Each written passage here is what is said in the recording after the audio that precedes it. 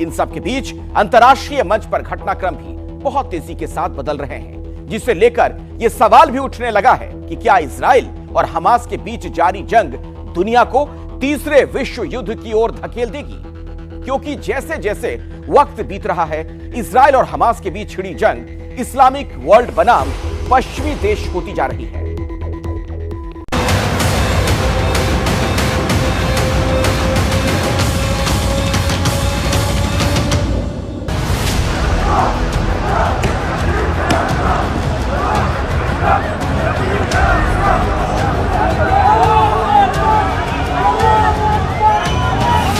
Jordan में विरोध का लावा फूट पड़ा है, जिसके निशाने पर है इजरायली दूतावास।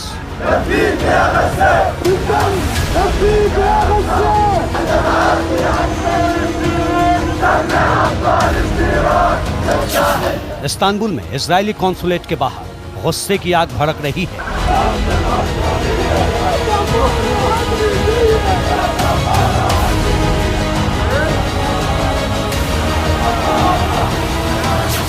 जॉर्डन नदी के पश्चिमी छोर पर ईंट पत्थर बरस रहे हैं।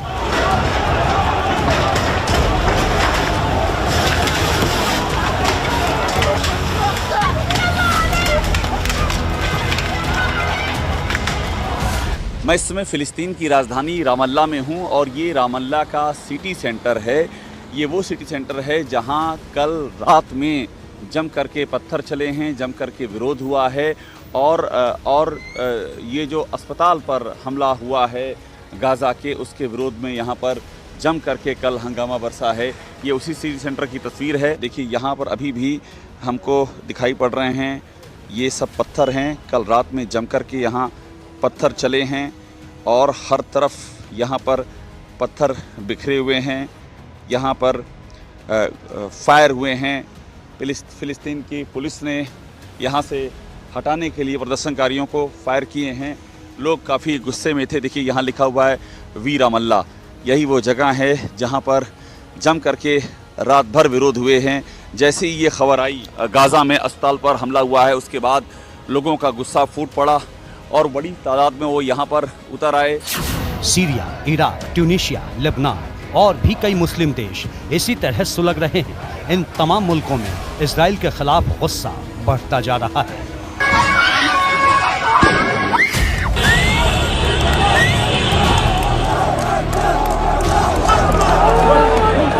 इस गुस्से के पीछे है गाजा पट्टी के पश्चिमी छोर पर मौजूद अल अहली बैपिस्ट हॉस्पिटल पर हुआ हमला।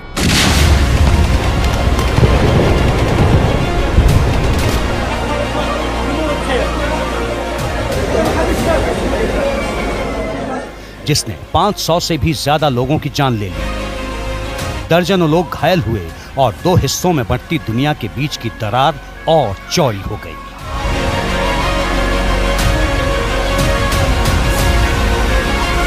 हॉस्पिटल पर हमले ने अरब वर्ल्ड को भड़का दिया है। ईरान ने दो टूक लहजे में चेतावनी देते हुए कहा है कि अगर गाजा पर हमले बंद नहीं हुए तो वो कई मोर्चों पर युद्ध शुरू कर सकता है।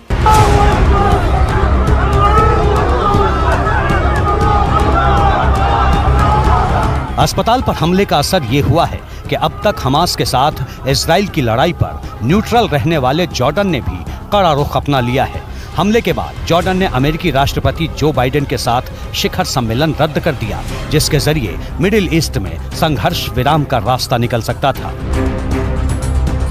इस वार्ता में फिलिस्तीनी राष्ट्रपति महमूद अब्बास और मिस्र के राष्ट्रपति अब्दुल फतेह अल सीसी को भी शामिल होना था। हॉस्पिटल पर अटैक के बाद से पूरा अरब वर्ल्ड अब एक साथ होता हुआ नजर आ रहा है। तुर्की जैसे दूसरे मुस्लिम देशों में भी इजराइल के खिलाफ गुस्सा बढ़ता जा रहा है। अगर यहूदी शासन के अपराध जारी रहे तो मुसलमानों और प्रतिरोधी ताकतों को कोई नहीं रोक पाएगा। वहीं अल अहली बैपिस्ट हॉस्पिटल पर हमले के बाद ईरान के राष्ट्रपति इब्राहिम रईसी ने कहा, गाजा के अस्पताल में इलाज करा रहे निर्दोष फिलिस्तीनियों पर गिराए गए अमेरिकी इजरायली बमों की लपटें जल्द ही यहूदियों को अपनी चपेट में ले लेंगी। ऐसे युद्ध अपराध के सामने किसी भी स्वतंत्र इंसान की चुप्पी स्वीकार्य नहीं है। इस्लामी राष्ट्र के एक हिस्से के रूप में ईरान शोक मना रहा है।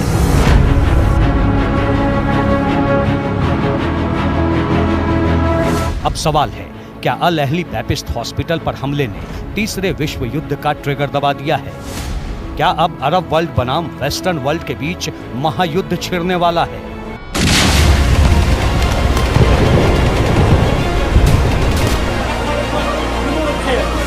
क्योंकि इजराइल पहले ही कह चुका है कि हमास के अंत तक ये लड़ाई खत्म नहीं होगी। Israel is at war. Israel didn't start this war. Israel will finish it. מחבלים שחדרו פנימה, הפעולה הזאת מתבצעת בשעות הללו.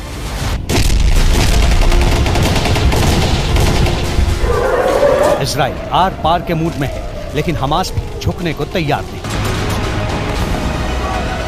उधर लेबनान के आतंकी संगठन हिजबुल्लाह के रुख ने पहले ही वॉर का नया फ्रंट खोल रखा है। अगर इजराइल के मैप पर नजर डालें तो साफ पता चलता है कि दक्षिण पश्चिम में गाजा पट्टी में इजराइल बनाम हमास युद्ध जारी है। उत्तर में लेबनान की सीमा से हिजबुल्लाह के लड़ाके हमला कर रहे हैं, जबकि सीरिया से लगती सीमा तनाव से भरी हुई है। ऐसे में गाजा पट्टी के हॉस्पिटल पर हुए हमले ने टेंशन और ज्यादा बढ़ा दी है। पहले ही दो खेमों में बंट चुकी दुनिया के बीच लकीर कहीं ज्यादा लंबी दिखाई देने लगी है। पहले समझिए कि कौन सा देश किसके साथ खड़ा है। Super power America, Britain, France, Germany, Canada, Australia, Spain और बेल्जियम समेत 80 से भी ज्यादा देश इजराइल के साथ हैं। वहीं फिलिस्तीन या कहिए कि हमास के साथ ईरान, तुर्की, कतर, सऊदी अरब, लेबनान, इराक, मिस्र और जॉर्डन समेत करीब 60 से ज्यादा देश खड़े हो गए हैं। यहाँ गौर करने वाली बात यह है कि अमेरिका ने एक कदम आगे बढ़ाते हुए भूमध्य सागर में पहले ही 2 युद्धपोत तैनात कर दिए हैं। 11 अक्टूबर को अमेरिकी युद्धपोत यूएसएस गेराल्ड आर फोर्ड भूमध्य सागर पहुंच गया था, जबकि 2 दिन बाद दूसरा युद्धपोत ड्वाइट आइजनहावर भी भूमध्य सागर पहुंच गया।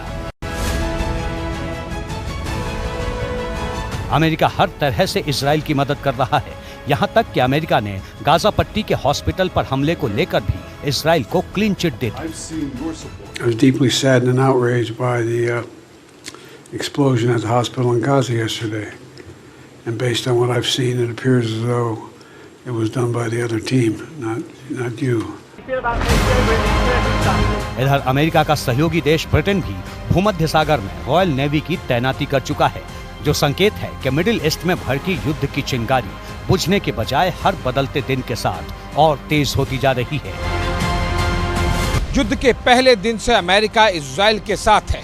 पहले अमेरिका के विदेश मंत्री, फिर अमेरिका के रक्षा मंत्री और अब अमेरिकी प्रेसिडेंट जो बाइडेन खुद इजराइल पहुंच गए। इसके अलावा अमेरिका इजराइल को बड़ी मात्रा में सैन्य मदद भी भेज रहा है।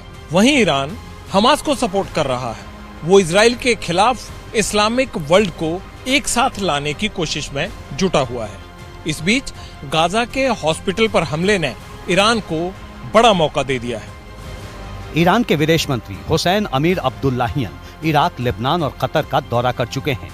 लेबनान में उन्होंने हिजबुल्लाह लीडर और हमास के लीडर इस्माइल हानिया से मुलाकात की थी।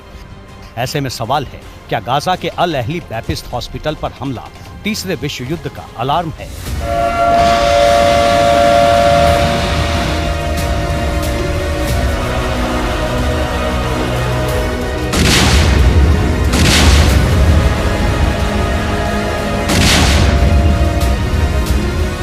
जो सिचुएशन अभी बनती चली जा रही है पूरी दुनिया में, अगर उसको हम सिर्फ हिजबुल्लाह, हमास से और इस हॉस्पिटल अटैक से जोड़ेंगे तो मुझे नहीं लगता कि विश्व युद्ध हो जाएगा। लेकिन इसकी वजह से जो एक सिचुएशन क्रिएट हो रही है, जहां इस्लामिक ब्लॉक, मुसलमान कंट्रीज़ अपने आप में एक अलग अपने आप को गुट के तौर पर देख रहे हैं। जॉर्डन प्रेसिडेंट बाइडन का विजिट कैंसिल कर रहा है। जिस तरीके से बाइडन और यूएस इजराइल के साथ खड़े हो रहे हैं, बाकी जिस तरह के लीडर्स का लाइनअप लगा हुआ है अपने आप को दिखाने के लिए, उसमें विजिबली बड़ी क्लैरिटी से समझ सकते हैं कि पूरा विश्व 2 भागों में बंटता चला जा रहा है। चिंता की बात यह है कि मिडिल ईस्ट में युद्ध को रोकने के लिए किसी भी देश की ओर से अब तक कोई भी प्रभावी पहल नहीं की गई है और न ही ऐसे संकेत मिल रहे हैं।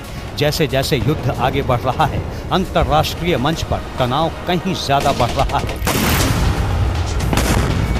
इसके साथ ही बढ़ रहा है धड़ों में बंट रहे देशों की